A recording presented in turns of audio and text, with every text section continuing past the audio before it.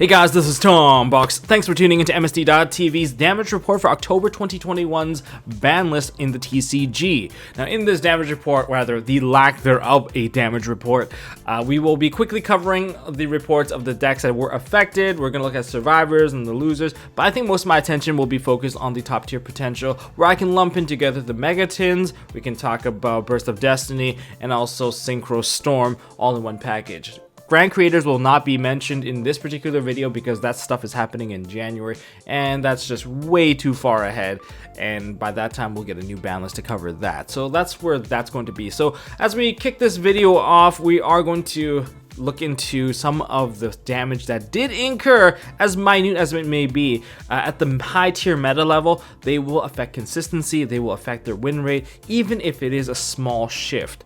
But overall, the boards are going to be the same, so there won't be too much to cover there. So make sure you guys smash that thumbs up button, hit subscribe, ding notification bell, and let's begin with a quick review of the ban list. For a quick review, we have ZOODIAC Barrage getting completely banned off the face of the earth. We have Tenki and Eva going down to 1. Tenki was kind of expected. I did mention it in the ban list prediction, which it did happen because it was comparable to Rhoda, and it's all about what they're able to achieve, and here we are. And next we have Eva.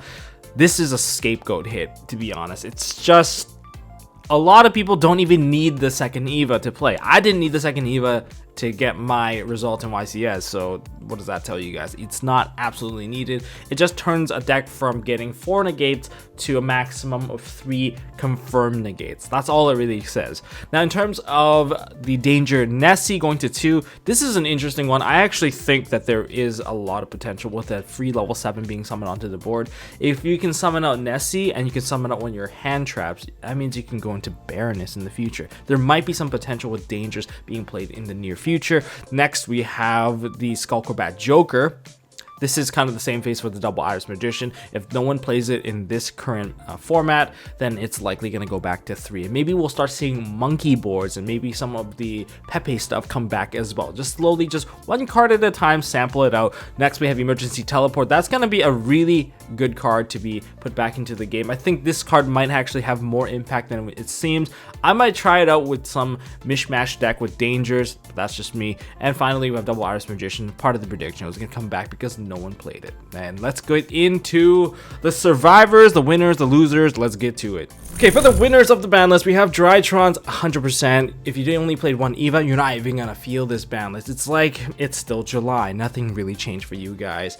As for the Dragoon and the Verte package, still around. We're gonna see this deck around along with the Fusion Destiny package as well. So both of them are in format.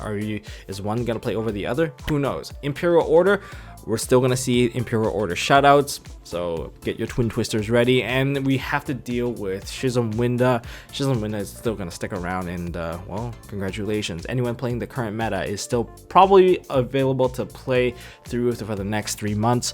Biggest losers, Beast Warriors, obviously, and Prank Kids. Beast Warrior losing the double Tenki down to 1. That's gonna hurt for especially the Ancient Warriors, the Fractal searches, your Zoodiac searches.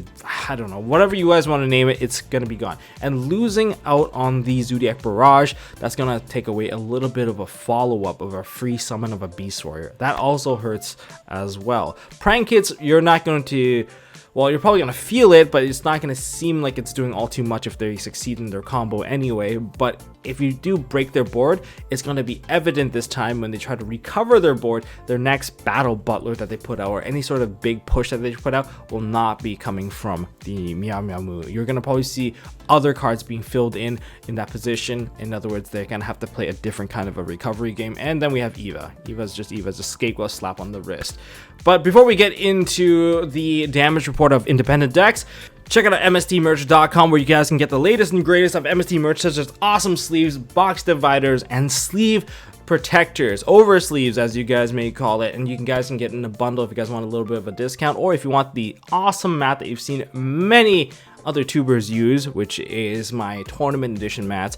You guys can get it at MSTmerch.com. There's also a bundle sale right now, which if you want to save a little bit of money, for sure. And the oversleeves, they look gorgeous. They will protect your foil sleeves. You know, protect your investment is what I would like to say, because sleeves, they aren't cheap.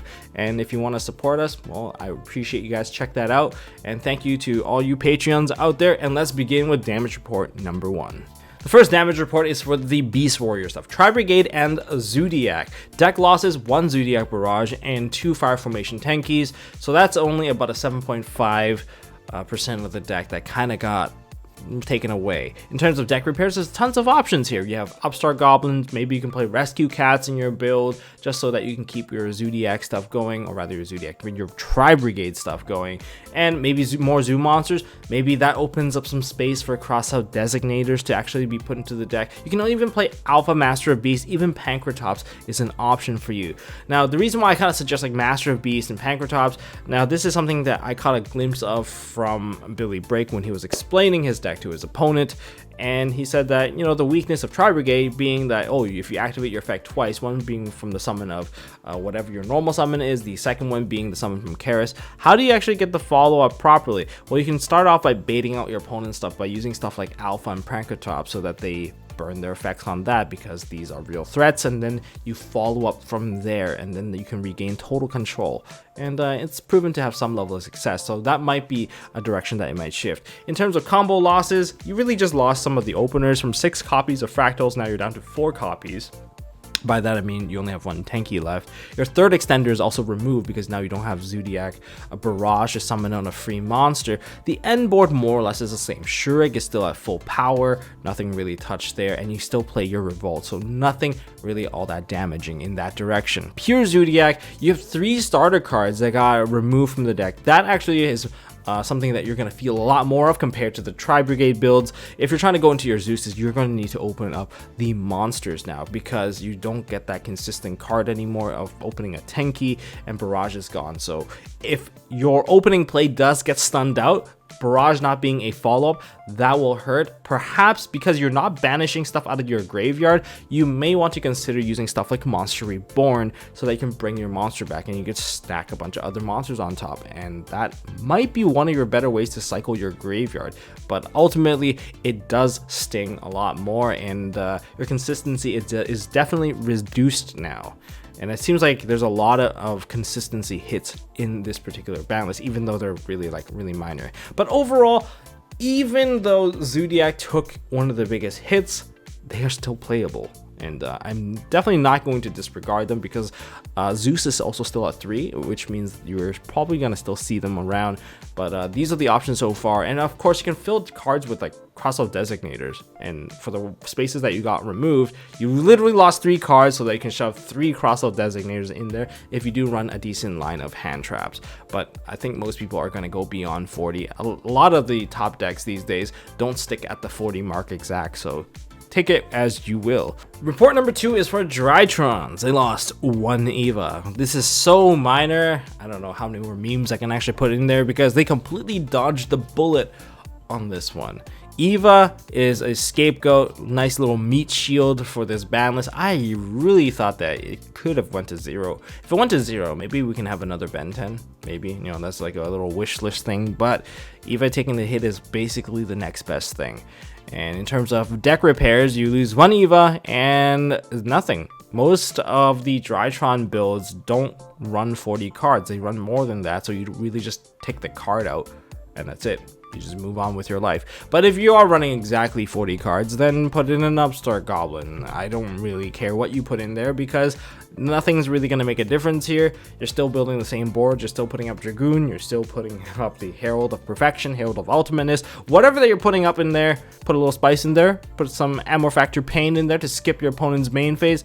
I don't know, you do you, buddy. Maybe you can play Vanity's Ruler if you're really feeling like shutting people out. No, I'm just kidding. Don't do that, because most of the people right now, they are going to be running Imperms, they're going to be running Chalices, and they're going to be running Droplets, and that's why your dude's not gonna live unless you can somehow protect it from being targeted. And anyways, in terms of combo losses, I think the Beatrice dump Eva to dump Eva again during the next turn, that's the only real loss. In other words, you lost your guaranteed 4 negate. The 4 negate is from Beatrice dump, and then you Beatrice dump again, so you get like a total 4 fairies into your hand. But now I think your maximum is really just 3 negates, and you can call that a day. And 3 negate being you dump the Eva, and then you get the 2, which makes Eva a bit more vulnerable when it does get negated, because it prevents you from adding 2 more, which makes the board a lot more breakable. But we'll see how that goes. And in terms of gain, well, I think the gain is that they didn't lose any Ben 10. I think that's one of the biggest ones. And ultimately, you're not going to feel any difference. When you play against DRYTRONS, it's going to feel exactly the same. Maybe you won't see them normal summon an Eva to turn it into a Predaplan for Anaconda. Maybe that's like the only thing you won't see. But ultimately, it's all the same. Now for Prank Kids, losing the Meowmamu down to 1, I think that's really painful to some degree. It takes away their follow-up. What do you do to fix the extra deck? Shove in anything you want. Whatever that's high utility for you, just put it in there to replace it. You could be replacing 1 card or 2 card. If you're replacing 2 card, maybe you'll put the Roaring Rooster in there. I'm not sure if that's any good for you. I feel like you might prefer to play other utility cards. If you're playing Parallel Exceeds, maybe you want another rank 4 in there, just so that you have the utility. But aside from that, the biggest loss is probably your follow-up, because now it's going to really reward the players for breaking your board. And if you're unsuccessful with your board play, once everything gets broken down and you don't have another Meowmamu and all you have is a normal summon, your top decking is going to suck a little more, because what are you going to do with just 1 Prank Kid monster? You need to be able to fusion, you need to be able to get into Doodle. So in other words, resource management is going to be a higher priority for the deck. It was really free previously, now it's going to be a little bit more intricate, because disrupting that resource management is going to hurt a lot due to the lack of a 1 card follow-up. And that's kind of what I'm saying here.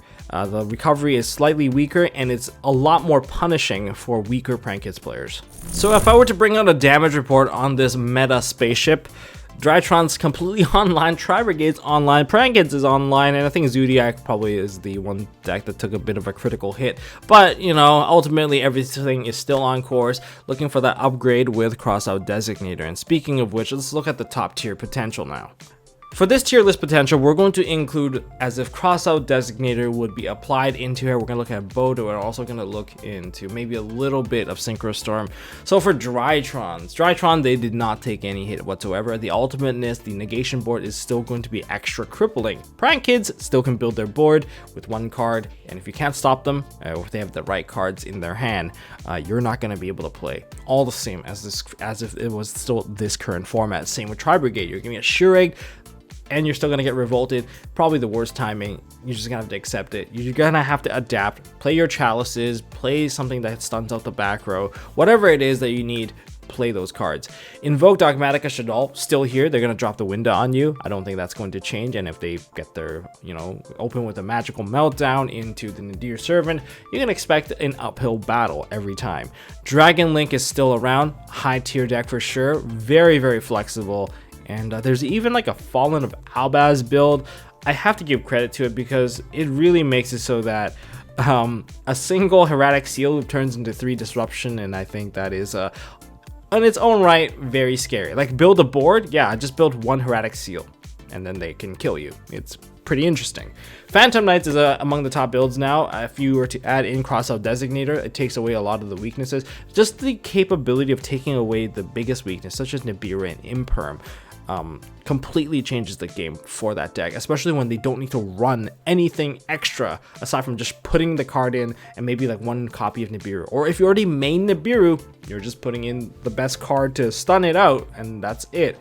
And it can act as an Omni negate for other cards that you would see in a mirror match. And even if it's not a mirror match, what if you run the same pot card? You can use that to stun that as well and hold on to your ashes. Play around triple tactics as well. I'm gonna put Sword Soul here at the top tier potential. I know it's kind of like weaker TRI-BRIGADE, but if you know what you're doing, the deck is very effective at stunning people out. I was trying the build up with Chen Ying, but then there are certain matchups where Chen Ying is actually stronger than the Baroness. Baroness is going to be added into the deck, and I'm actually going to talk about another combo later in the hidden potential area. But in terms of Sword Soul, they can obviously start with the double negate board, but if you're game plan is full of destruction. They put out a Chen Ying in defense mode, and then we play a Pot of Desires. Good luck trying to break the board. Chen Ying will keep surviving, it'll keep on boosting its own attack, and you're just going to start to lose a lot of resources, and even Dragoon is no match for a Chen Ying on that one. So be very careful when it comes to Sword Soul, which is why I kind of put it a tier above than some of the other stuff coming out. Next, for the high tier potential, Salamangreat being able to stop Nibiru. Remember, Salamangreat's end board is Nibiru every time because everyone always has it against them. But when they're able to successfully build their board, that's a completely different story. The Roar and the Rage can control. They have a counter trap and the ability to maybe pop 2 cards off of you. And they are so consistent in terms of how they can build their board. And their biggest fear being Nibiru. If they're holding on to the Crossout Designator and they're ready to block the Nib, you bet that they're going to successfully build their board. And that's not a lie. That's just going to be something that we're going to have to live with, which is why I believe Salamangreat has a huge potential. Next, we have Evil Twins. That deck is a 1-card combo deck. It's very, very strong, and just be very careful. And again, the ability to stop Nib has become one of the biggest, factors here. I think it's gonna be a commonplace thing that's gonna happen. Same with pure Lyrilisc. Lyrilisc, I tried it out. I'm a huge fan of the deck. Some people don't believe in it, but I would consider them as the Gren Maju of the format. Gren Maju actually belongs somewhere here on this list as well, but in terms of pure Lyrilisc, it is one of those decks that if you don't know what you're doing, and sometimes when you play your deck correctly, it is incorrect for that particular matchup because you'll end up getting yourself killed. And it is what it is. Putting up monsters isn't exactly the best idea. Putting up one big monster will get you OTK'd, and there's nothing much you can really do about it, especially if your deck is destruction based. Next, we have Hero and D Hero taking a hidden high tier potential. D Hero's end boards are extremely strong. Shu has already showed me that on the live stream. Speaking of the live stream, make sure you guys follow me on Twitch. I do stream at least twice a week, once on the weekend, once during the weekday, and I look forward to sharing my fun experience, live duel with me. Anyways, side little segue here. It's really scary. Dark Law, mass changes, being able to just use mass change to kind of dodge out hand traps, especially when the imperms and the effect veilers are going to be very rampant in the upcoming format. You're going to see that those cards are going to completely wreck you in the turn to Dark Law when they just have the appropriate dodging mechanic. Virtual World, virtually unscathed, pun not intended, but they are still going to be around. They're going to be able to build that Dragoon at the end board. Very scary. Dragoon Subterror, I mean, I really could have lowered the potential on this one because that deck can brick if you don't open with a Red Eyes Fusion. But it's a Floodgate deck, but we still have all the anti-back row option. But Floodgate plus Floodgate Protection is one of the most annoying things. You're going to need your Kaijus to play against this. And I think Kaijus are going to be a little bit more popular due to Flunderies. Flunderies, people don't give it enough credit, I think. I've played against some of the stronger Flunderies players. And yes, the deck can brick, but the deck can also be very smooth at blocking everything you do. I think one of the biggest weaknesses for the deck is actually Drone Lockbird, surprisingly. But can they stop the Drone Lockbird? I don't know. It depends if there's enough decks in the format where Drone Lockbird can be main decked. Flunderies will thrive in the fact that the Crossout Designator can take care of that issue, and being able to main deck such a high counter trap against you, or such a high impact hand trap rather, that's when it really matters. So depending on what the meta shapes into, your counters can either be stronger or weaker, because it all really depends on the frequency of stuff being played. In Flunderies, being able to, if you know how to play it well, seriously, like first thing you should always search is the field spell. Once you get the field spell, that's when you can actually use the Toucan to fetch you the trap, and you can actually always get both if you know what you're doing, which is why I play double Toucan, but that's just me. And Book of Moon can help you dodge stuff as well. So you don't really even need the Crossout Designator if you're dealing with some of the more basic hand traps, but Nib also hurts a lot, and also Lancia is a little bit of a kryptonite for that deck. Next, we have Hidden Potential. They're not bad. Anything on this list can win. I'm just putting that out there. Ignister, it's a towers.deck. Unless Kaijus become really big in side decks, then Ignister will maybe suffer a little, but Access Code is still available, which makes it so that building a really big access code to run over the final Ignister is a potential there. Madolche, one card combo deck that is weak to Nibiru. Although a lot of the skilled Madolche players already know how to play around said Nibiru, being given the access to just freely kill the Nibiru is going to make it a lot easier. And the end boards are really annoying. If you don't know what you're doing, of course, they build a ton of advantage, and you kind of lose from there, so just be very careful. Now I kind of want to talk about Infernobles and ABCs kind of all together, because they are the Crystron Halki Fibrax. Hulk is still available. Mecha Phantom Beast, the Aurora Dawn is still available. Aurora Dawn combo with Synchro Storm is going to lead into one card double negation board, and the second negation is going to be a Baroness. Yes, it's going to be a Baroness, and yes, there is a one card combo for ABC, just opening with a Union Hanger. That's going to lead to that board. It's very scary. You can either end on, and I guess you can end on an Aurora Dawn plus ABC plus the what's her name, Baroness, or you can end on a Herald Baroness, one token, and an Aurora Dawn.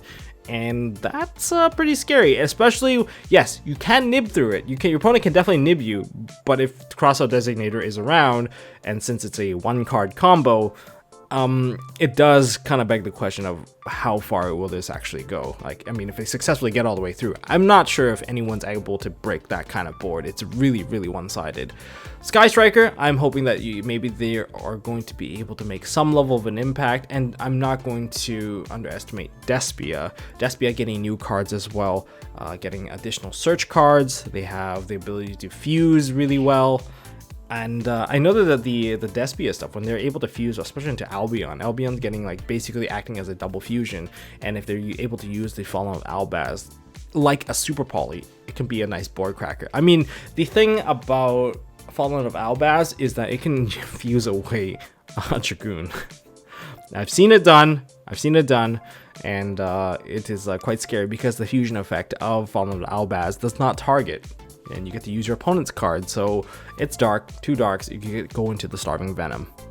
But if it's 2 dragons, they can go into Boarlord Furious Dragon. So just be very careful with that. But those are some of the high potential decks for me. If I missed any deck down, you can just leave it down in the comment section. I believe a lot of decks, because a lot of you guys said, hey, this is a very healthy quote unquote healthy format. So of course there's going to be a lot of variance, but things will probably settle in the coming weeks. And once the Burst of Destiny and the Synchro Storm stuff all arrive, and the Tin, since they're all really, really close to each other, that's going to reshape the meta for sure. And then we're going to get a better settlement on this stuff. But Phantom Knight for sure up there. Speaking of Phantom Knight, I have an upcoming profile with July Yu-Gi-Oh! Julio Mendoza, which is his first place RDQ. In fact, his deck gets to be continued to be played in the next format, and I think it just gets even better. So stay tuned for that. That's all I got for this video, guys. If you guys enjoyed this video, smash that thumbs up button.